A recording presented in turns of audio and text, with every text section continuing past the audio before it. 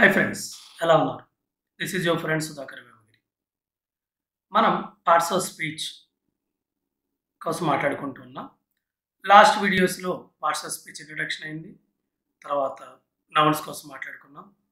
తర్వాత pronouns కోసం మాట్లాడుకున్నాం.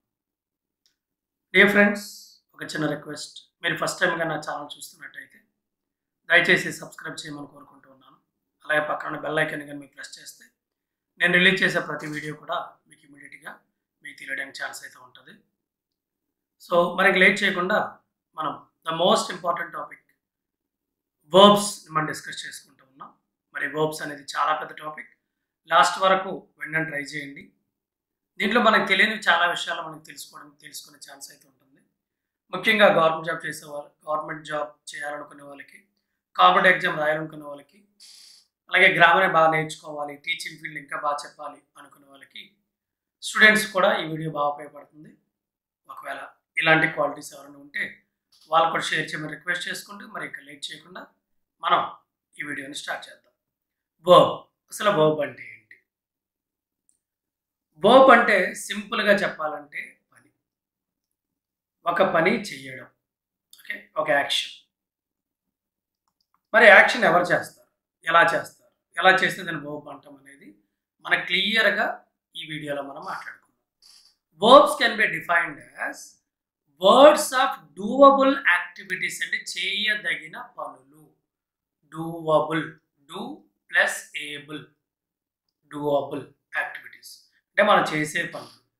Words that express states of being, అంటే ఒక పని ఎలా చేయొచ్చు, ఎలా జరుగుతుంది అనేదాన్ని కూడా మనం రెండు రకాలుగా మనం చెప్పచ్చు. So the verb forms change according to tense or mood.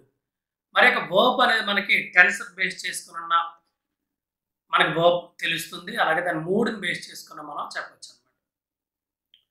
So verb indicates the action performed by the subject. అంటే వర్బ్ని మనం ఎలా ఫైండ్ అవుట్ చేయొచ్చు అంటే, ఒక సబ్జెక్ట్ చేసిన యాక్షన్, సబ్జెక్ట్ చేసిన క్రియ, లేకపోతే ద కరెంట్ స్టేట్, అంటే స్టేట్ ఆఫ్ బీయింగ్ కూడా అది ఎలా ఉంది అనే దాన్ని బట్టి కూడా మనం చెప్పచ్చు. ఫస్ట్ యాక్షన్ దానికోసం ఎగ్జాంపుల్ చూస్తే, జేమ్స్ హ్యాస్ రిటర్న్ 5 books. ఇదేమో యాక్షన్ అంటాం, ఇదేమో యాక్షన్. ఓకే, అంటే జేమ్స్ అని ఆయన 5 books రాశాడు. మరి స్టేట్ ఆఫ్ బీయింగ్ అనేది Soumya's brother is a doctor. ఇది ఆ విధంగా ఉండడం అనమాట. అంటే సౌమ్య యొక్క బ్రదరు డాక్టర్గా పనిచేస్తూ ఉన్నాడు. So is. దీని ప్రకారం మనం ఏం చెప్పొచ్చు, ఒకటేమో యాక్షన్గా చెప్పొచ్చు, రెండోదేమో స్టేట్ ఆఫ్ యాక్షన్గా మనం చెప్పొచ్చు. Okay, right. ఇప్పుడు దీంట్లో మనకి మెయిన్ ఇంపార్టెంట్ టాపిక్ ఏంటంటే సబ్జెక్ట్ వర్బ్కి ఉన్న రిలేషన్షిప్. ఇది చాలా అంటే చాలా ఇంపార్టెంట్. ఇది కానీ మనకు క్లియర్గా ఐడియా ఉంటే మనం చాలా గ్రామర్ మిస్టేక్స్ లేకుండా నేర్చుకోవచ్చు. So subject and the verb. The subject usually comes before the verb. First point. Some sentences have the subjects coming after the verbs. అంటే కొన్నేమో జనరల్గా సబ్జెక్ట్ అనేది verb ముందు ఉంటుంది. Some sentences have the subjects coming after the verb. Okay. So there and here. Sentences that starts with there or here will always have the subject placed after the verb. అంటే ఎప్పుడైతే there కానీ year కానీ మనం use చేస్తూ ఉంటామో దాని యొక్క subject అనేది వర్బ్ తర్వాతే పెట్టాలి, వర్బ్ తర్వాతే పెట్టాలి. There and here are never used as a subjects. దేర్ని కానీ ఇయర్ని కానీ మనం ఎప్పుడు సబ్జెక్ట్గా మనం ఎప్పుడు యూజ్ చేయకూడదు. The subjects in the following examples are nouns in bold. అంటే there is a fly on your four head.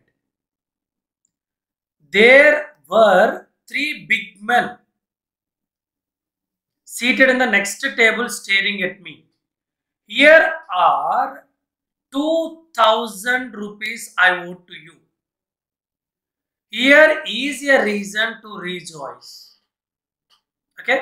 అంటే ఏదైతే దేర్తో కానీ హియర్తో కానీ స్టార్ట్ అవుతుందో will always have the subject placed after the verb. అంటే verb తర్వాతే మనం సబ్జెక్ట్ చూడాలి. అంటే ఇక్కడ సబ్జెక్ట్ ఏది, ఏ ఫ్లై. ఇక్కడ దేర్ వర్ ఎక్కడ సబ్జెక్ట్ ఏది 3 big men అనేది సబ్జెక్ట్. ఇక్కడ సబ్జెక్ట్ ఏది 2000 రూపీస్ అనేది సబ్జెక్ట్. ఇక్కడ సబ్జెక్ట్ ఏది రీజన్ అనేది సబ్జెక్ట్. ఇది మనం చాలా చాలా చాలా ఇంపార్టెంట్ పాయింట్ గుర్తుపెట్టుకోవాలి. ఎందుకంటే దేర్ కానీ ఇయర్ కానీ ఈ రెండు ఎప్పుడు కూడా సబ్జెక్ట్గా కన్సిడర్ చేయకూడదు. Okay right. Now second point. In questions the subject usually comes after the verb. అదే క్వశ్చన్ చేసినప్పుడు సబ్జెక్ట్ అనేది వర్బ్ తర్వాతే రావాలి. So does your friend know that you are not coming to the party. ఇక్కడ మనం చూడండి, ఇక్కడ డస్ డూ ఫామ్ వచ్చింది, ఇక్కడ ఫ్రెండ్ ఉంది. So in questions the subject usually comes after the. ఇందులో వర్బ్ ఏది డస్ అనేది వర్బ్ అనుకుంటే ఇక్కడ మన సబ్జెక్ట్ ఏది ఫ్రెండ్ అనేది మనకి సబ్జెక్ట్ అనమాట. ఫ్రెండ్ అనేది సబ్జెక్ట్. అలాగే have you heard her story yet. ఇక్కడ యూ అనేది సబ్జెక్ట్. ఓకేనా. Where are my potato chips. Where are my, ఇక్కడ ఆర్ అనేది వర్బ్. సో వర్బ్ తర్వాత మనకి సబ్జెక్ట్ వచ్చింది, పొటాటో చిప్స్ అనేది సబ్జెక్ట్ అనమాట. నెక్స్ట్ డస్ ద ఎడిటర్, ఇది subject. So second rule. Next third one inverted order. So చూడండి, హ్యావ్ యూ హర్డ్ అన్న, where are my potato chips అన్న. వేర్ మై పొటాటో చిప్స్ అనకూడదు, wear are my potato chips అన్న. Does the editor agree అన్న. Next inverted order. Here a sentence begins not with the subject but with a phrase preceding the verb. The subject is placed after the verb. Good bit. Winding through the valley is subject. A polluted river. Sorry, the is another verb,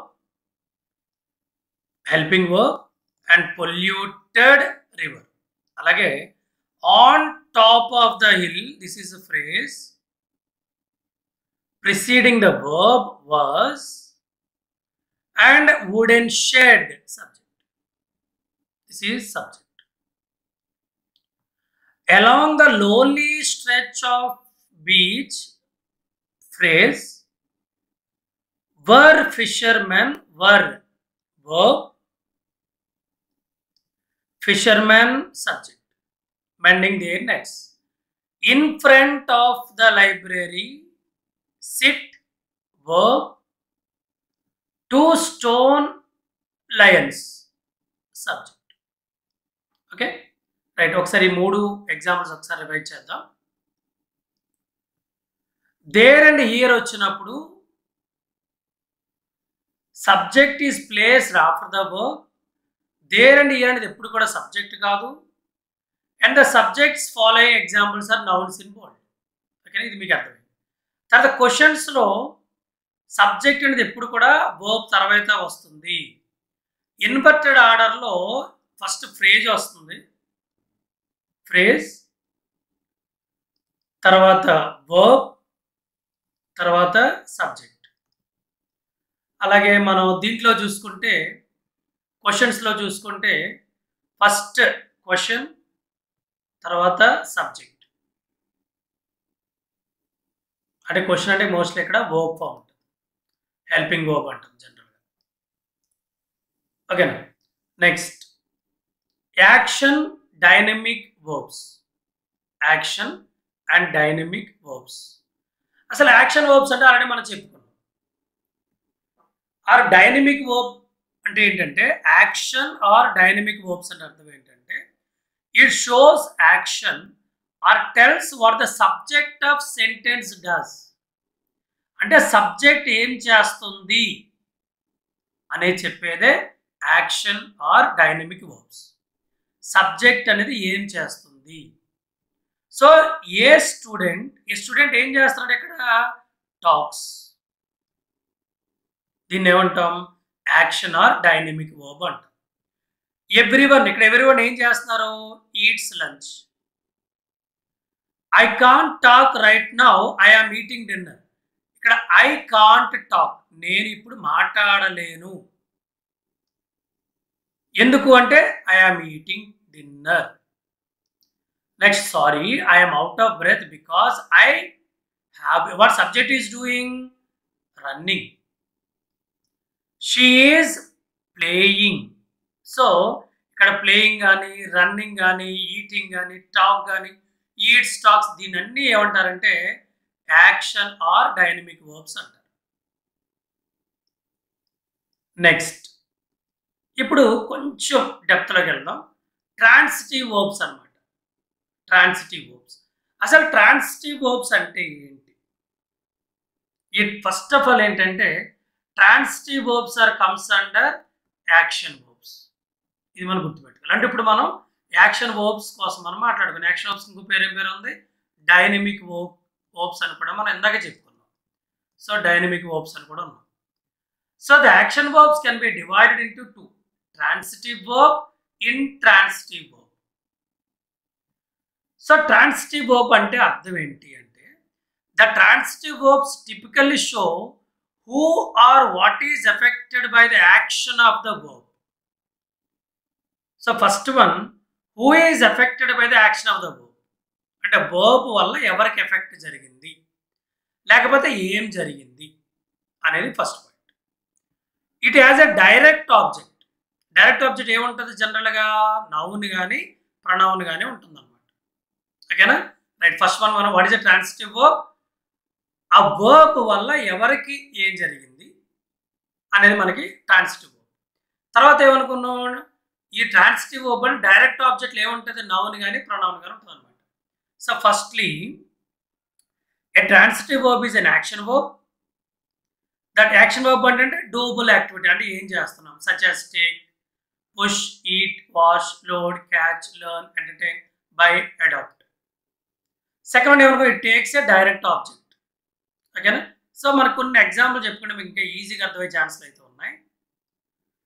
my father took me to A movie on my birthday. So ఇక్కడ my father అనేది subject అనుకుంటే subject ఏం చేసింది? టుక్ మీ, నన్ను తీసుకెళ్ళాడు. ఎవరిని తీసుకెళ్ళాడు? నన్ను. ఓకేనా? Next, Minna pushed Joe when the teacher turned. Minna ఏం చేశాడు? జోని పుష్ చేశాడు direct. My dog ate carrots. నా కుక్క ఏం తింది? క్యారెట్స్ తింది. So Alicia washed the dishes. Grandpa loaded the dishwasher. The cat caught the mouse. My grandmother hugged me tight. I bought a car with my first salary. So let's adopt a dog. Next ఇంకా transitive కోసం ఇంకా చెప్పుకుంటే ఏ transitive may also be followed by a word that shows to whom or to what the action is done. అసలు action ఎందుకు జరిగింది? Dev passes John. Dev passes John ఏం చేశాడు? The ball. The బాల్ని పాస్ చేశాడు. So transitive verb cannot take an indirect object on its own. Therefore, as long as an indirect exists, the sentence so also must exist a direct object. అంటే ఎప్పుడైతే sentence లో indirect object ఉందో దాంట్లో ఖచ్చితంగా direct object కూడా ఉంటుంది.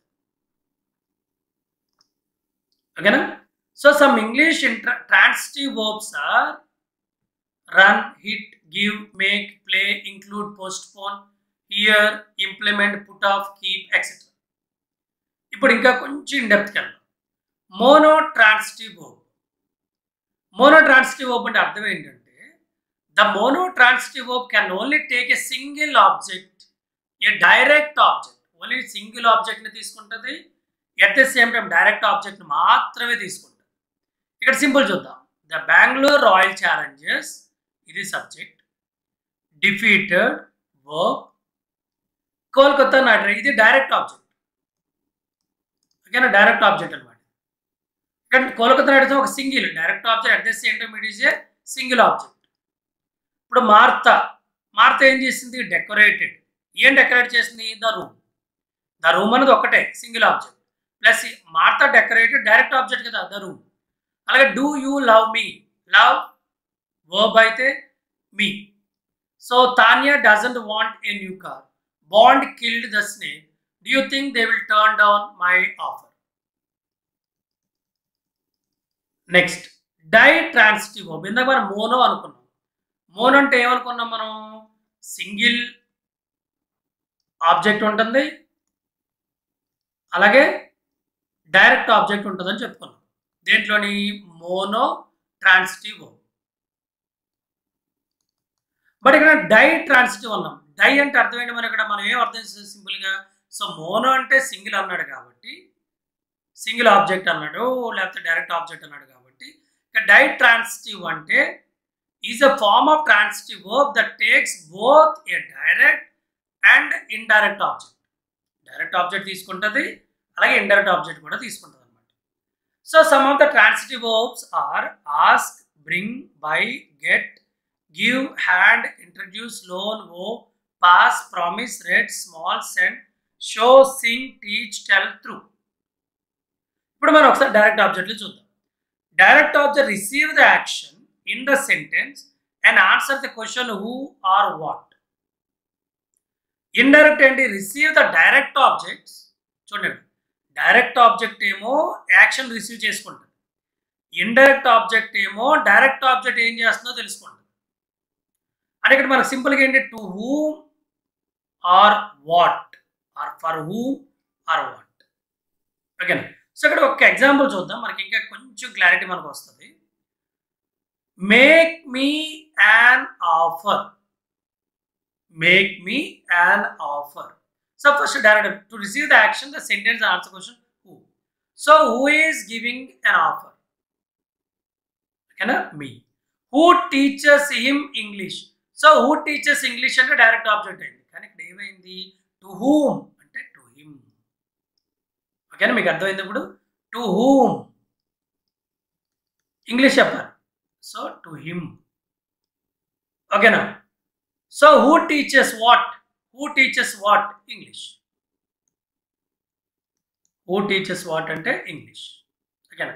The bank won't lend them any money. ఇందులో direct object ఏది? Any money. ఇండైరెక్ట్ ఆబ్జెక్ట్ ఏది? దెమ్. యాక్షన్ వర్బ్ ఏది? Lend. So this is direct object and this is indirect object. They will serve the guest lunch at 12:30 PM. మీకు ఇదంతా అర్థమైంది క్లియర్గా. So Anthony bought some roses for his mother on her birthday. So Anthony bought some roses for his mother on her birthday. Okay, Anthony bought some roses అంటే అయిపోయింది. ఇప్పుడు ఎవరికి తెచ్చాడు అంటే his mother. Okay, next. So ఇప్పుడు మన ట్రాన్సిటివ్లోనే mono నేర్చుకున్నాం. Mono అంటే direct object, only direct object ఉంటుంది, సింగిల్ ఆబ్జెక్ట్ ఉంటుంది. సెకండ్ ఏమనుకున్నాం? డై ట్రాన్సిటివ్ అనుకున్నాం. ఇందులో డైరెక్ట్ ఉంటుంది, ఇండైరెక్ట్ ఉంటుంది. ఓకేనా? థర్డ్ వన్ ఏంటి? Ambi transitive. అంటే యాంబీ ట్రాన్సిటివ్ అంటే అర్థం ఏంటంటే that can either have an object, not have an object. అంటే ఏంటి? దీనికి ఆబ్జెక్ట్ ఉండొచ్చు, ఉండకపోవచ్చు. యాంబీ అంటే both. Ambitransitive verbs. It can have the object or it cannot have an object. So they can be used both transitively and intransitively. But I drove home. ఇక్కడ no object లేదు ఇక్కడ, కాబట్టి ఇది ఏముంది? intransitive verb. I drove my car home. ఇక్కడ object ఉంది కాబట్టి ఇది ట్రాన్సిటివ్. She played, ఆబ్జెక్ట్ లేదు, intransitive. She played a game, object ఉంది, transitive. I read my newspaper, ఇక్కడ ఆబ్జెక్ట్ లేదు, intransitive. I always read in bed, ఇక్కడ ఆబ్జెక్ట్ ఉంది కాబట్టి ట్రాన్సిటివ్. సో మనకి ట్రాన్సిటివ్ వర్బ్స్లో ఉన్న 3 మోడల్స్ మనం నేర్చుకున్నాం.